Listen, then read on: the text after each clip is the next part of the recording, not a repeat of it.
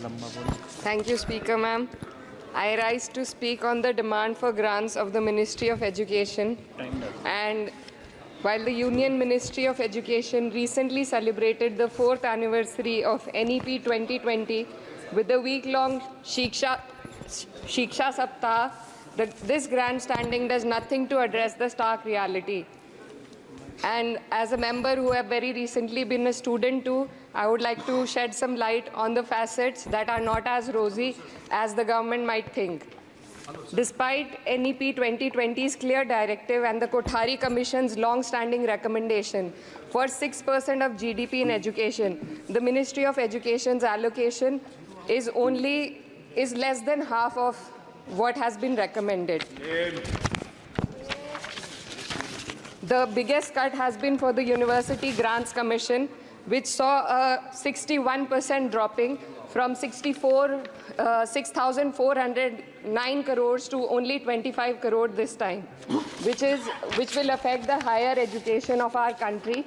And in 2020, India's average learning adjusted years of schooling was 7.1 years, lagging behind countries like Mexico, Kenya, Sri Lanka, Iran, UAE, and even Palestine. The foundational skills are alarmingly weak among 14 to 18-year-olds. About 25% of those surveyed couldn't read a standard 2-level text in their regional language, and only 43% could solve a simple division problem. Shockingly, nearly 43% of undergraduate students also struggled with basic division. This report is a testament to the fact that in reality our education system has failed to educate a large section of the population, especially students from underprivileged backgrounds dependent on state-run education. So, Speaker ma'am, higher education, especially for women, is crucial to gaining empowerment and employment. And the AISHE report shows that only 10.4 colleges in the country were exclusively female. The constituency that I represent and other such areas in the country where patriarchal beliefs have prevented women from accessing co-ed colleges. Therefore, we need women specialized institutions so that women can get educated and get further in the society. Ma'am, पिछले 7 साल में देश भर में 70 paper leak हुए हैं, जिससे 2 करोड़ युवाओं की ज़िंदगी बर्बाद हुई है। नीट, नेट और अन्य ऐसे पेपर लीक से हमारे देश की परीक्षा कराने वाली संस्थानों की छवि पर गहरा धब्बा लगा है, और जिसके कारण देश के युवा का इस सरकार के निष्पक्ष परीक्षा कराने की क्षमता से भरोसा उठ चुका है।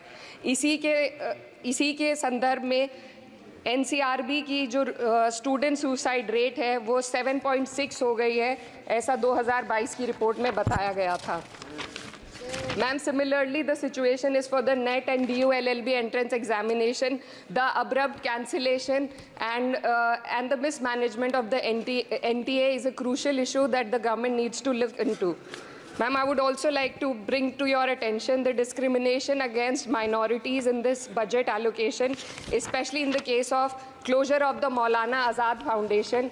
Despite the Prime Minister's vision of minorities progressing with Quran in one hand and computer in the other, this undermines efforts to boost educational opportunities.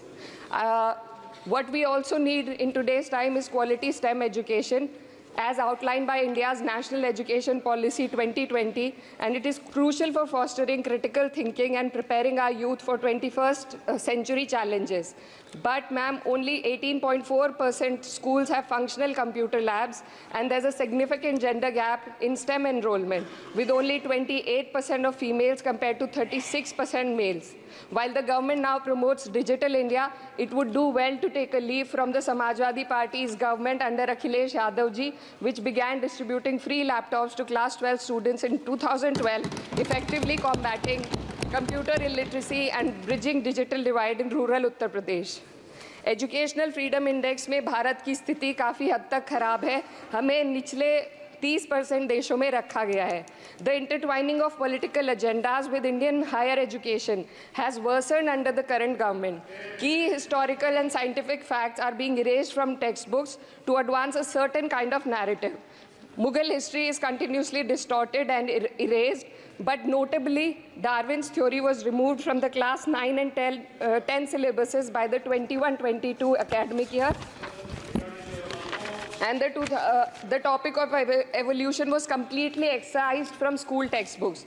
This distortion of educational content undermines academic integrity and damages India's educational ethos.